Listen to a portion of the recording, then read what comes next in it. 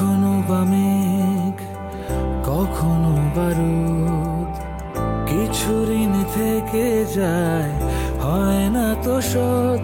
সুখ পাখি উড়ে এসে বাঁধে যে বাসা, কেউ হাসে কেউ কাঁদে কেউ খেলে পাশা। কত কি রয়ে যায় গোপনে, আশা নিরাশা এ জীবনে। চলে ভাঙা ঘোড়া সুখ পাখি ধরা দিয়ে হয় ধরা।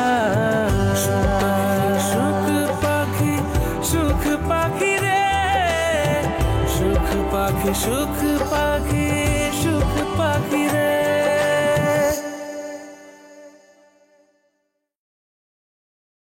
কোনো লাভ হবে না, তার মেয়ে সে নিয়ে যাবে, আমাদের বলার কি আছে? মা, নানা ভাই কি চলে যাচ্ছে? তুমিও যাবে নানা ভাই? আমরা কি নানার বাড়িতে যাব?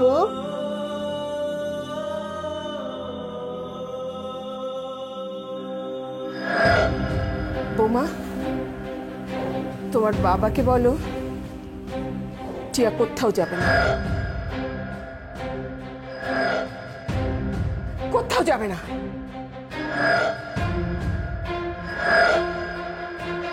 অবশ্য তার মনের যা অবস্থা, সেই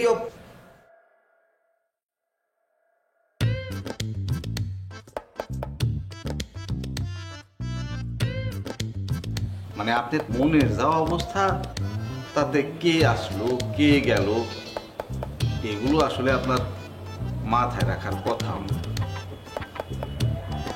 আহারে, আপনার ঘরটা সুখের স্বর্গরাজ্য ছিল, আবার একদম সুখের স্বর্গরাজ্য।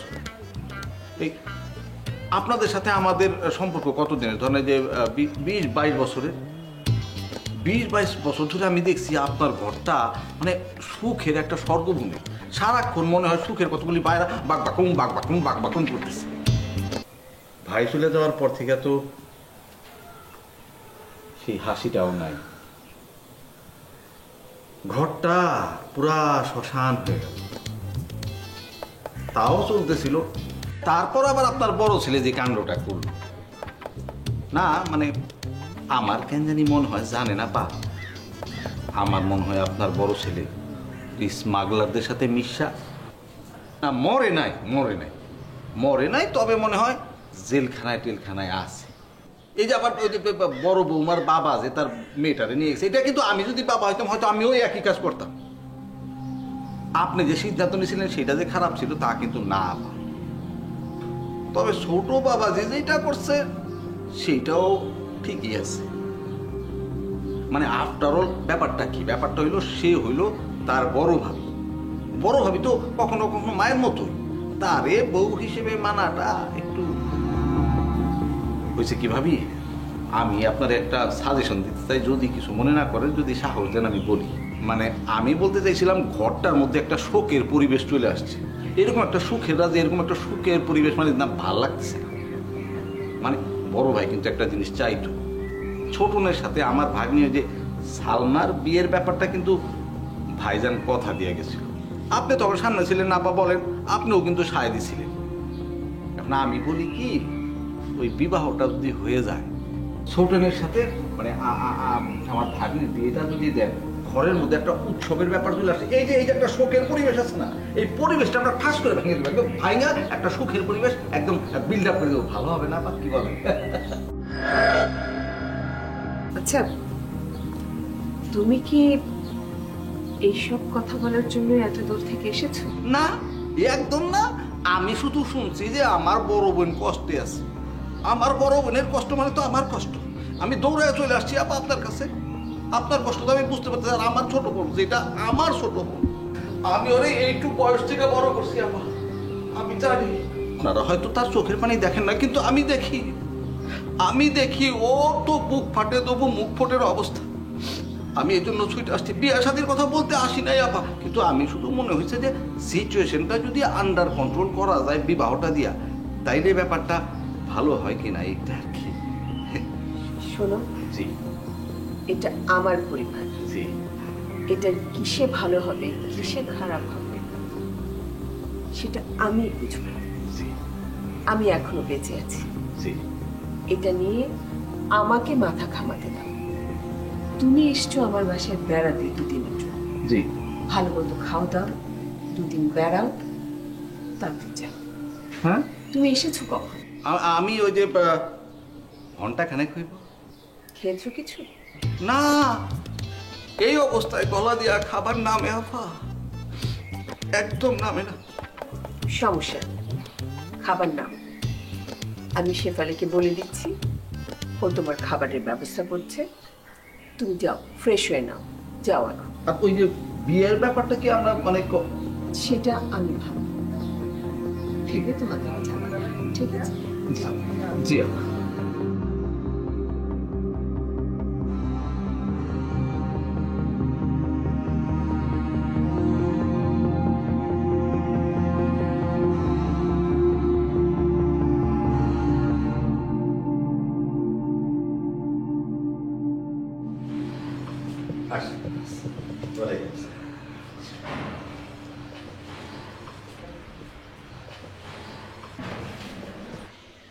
আমি আসলে ওই বিয়ের ব্যাপারে আপনার সাথে আলাপ করতে এসেছি। মানে ওই বিয়ের দিন তারিখ ঠিক করার জন্য আপনার সাথে কথা বলতে এসেছি। তাছাড়া ওই পাত্রী যেহেতু বাড়িতেই আছে, তাহলে আর দেরি করে লাভ কি?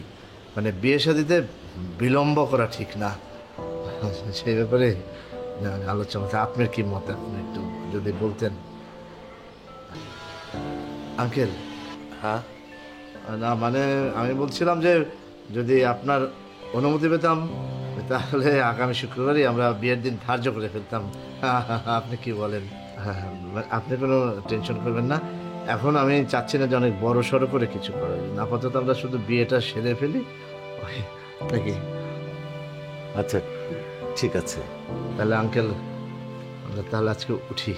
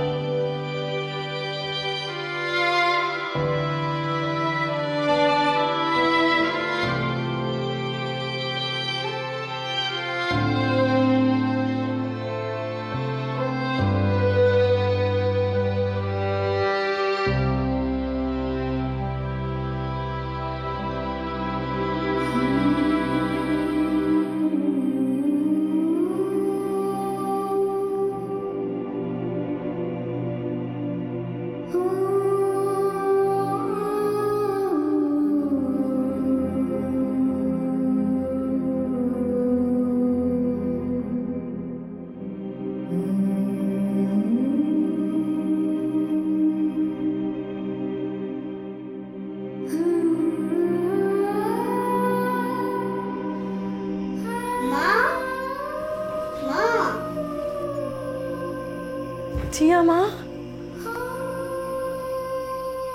মা তুমি আমাকে একা ফেলে চলে আসলে?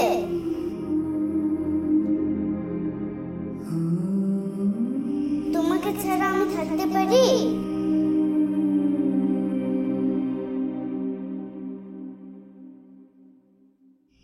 তুমি জানো না?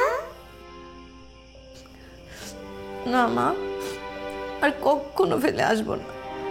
মা তোমাকে খুব মনে পড়ছে আমার, আয় খুব মনে পড়ছে তোমাকে। আমার কাছে আয়, আয় না মা,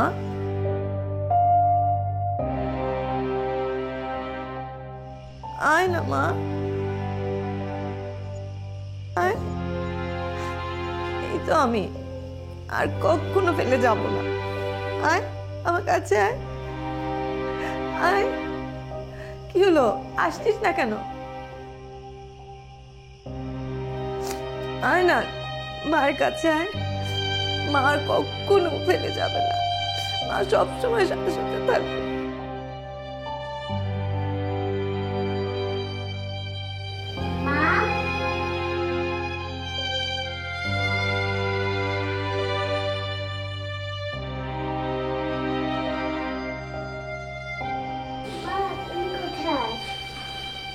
মা, মা, মা,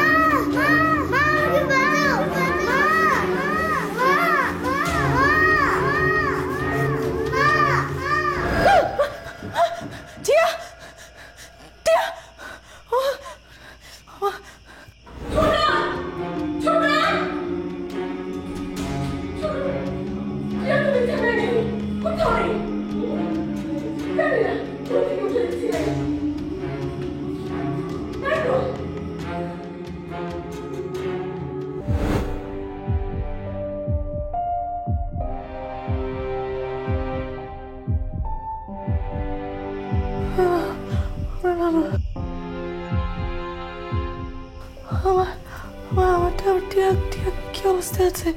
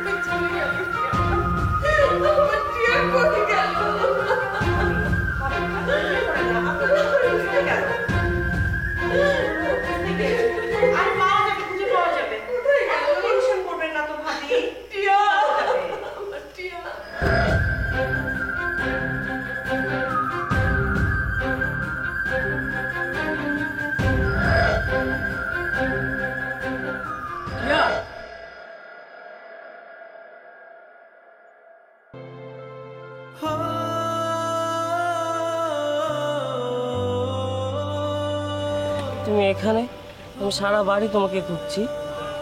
চলো, তোমার আমার সাথে ঘুমাবে। তুমি কি বাবার সাথে কথা বলবে না?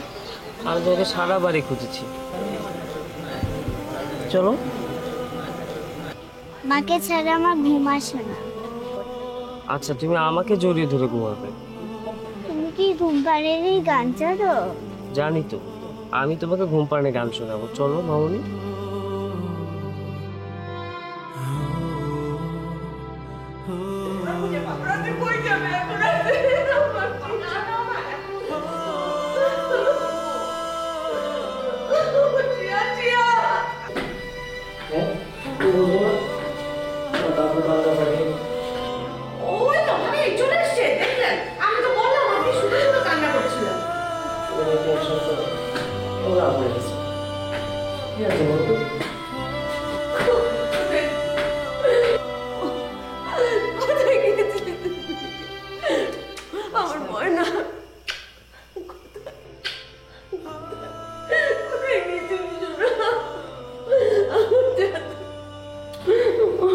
মনে হয় ভয় পেয়েছিল অনেক।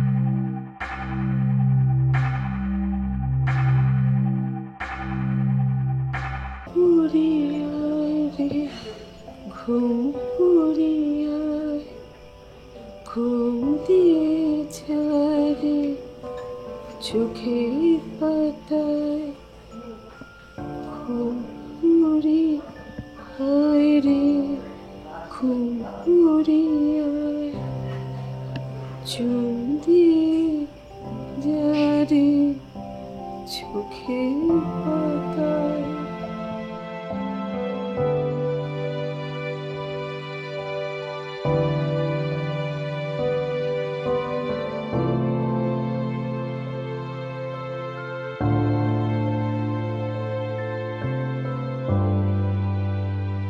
মারে, বাস্তবতা মেনে নিতে শিখ। আমার কথাটা শোন, টিয়া তো তোর কাছ থেকে আলাদা হয়ে যায় নাই।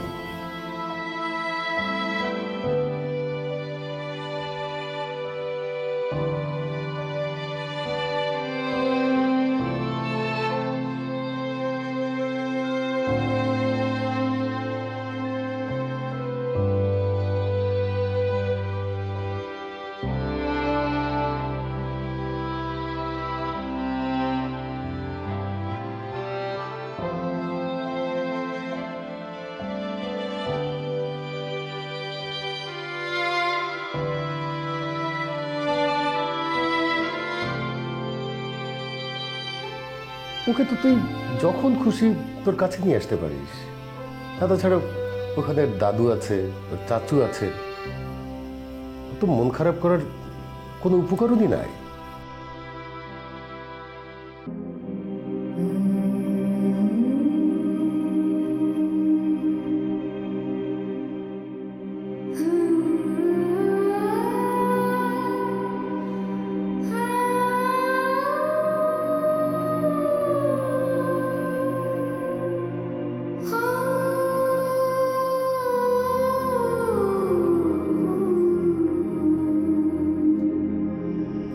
তোর যখন খুশি তুই ফোনে কথা বলতে পারিস, ভিডিও কলে কথা বলতে পারিস, তুই নিজে ওখানে যেতে পারিস, টিয়াকে এনে 2-4 দিন রাখতেও পারিস।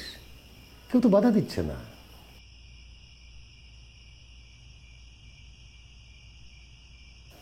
সব ঠিক হয়ে যাবে মা,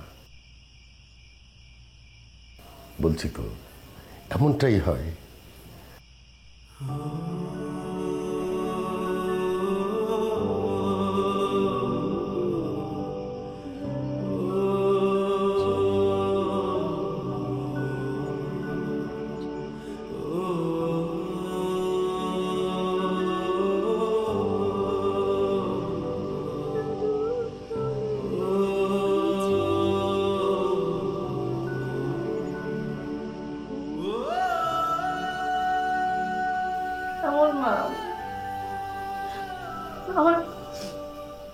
আমার বাচ্চাটাকে রেখে আমি এনে চলে আসলাম। আমি জানি আমার মেয়ে টিয়া আমাকে জড়িয়ে না ধরে ঘুমাতে পারে না, আমি না খাইয়ে দিলে খেতে পারে না, তারপরে আমি ওকে রেখে চলে এসেছি। তুমি বলো বাবা, আমি কতটা নিষ্ঠুর মা বলো।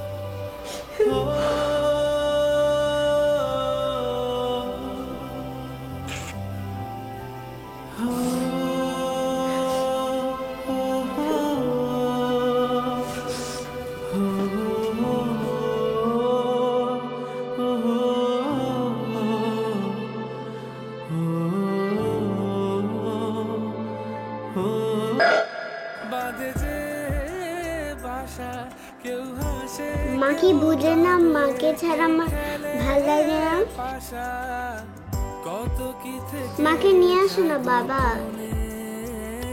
বলো নিয়ে আসবে। আপনি তো দেখছি ছবির চেয়ে অনেক সুন্দর।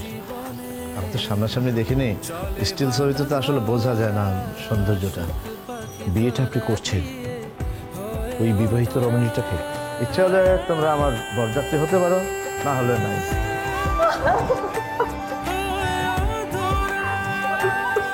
আবার আবার এই বাড়িতে ফিরে আসবে?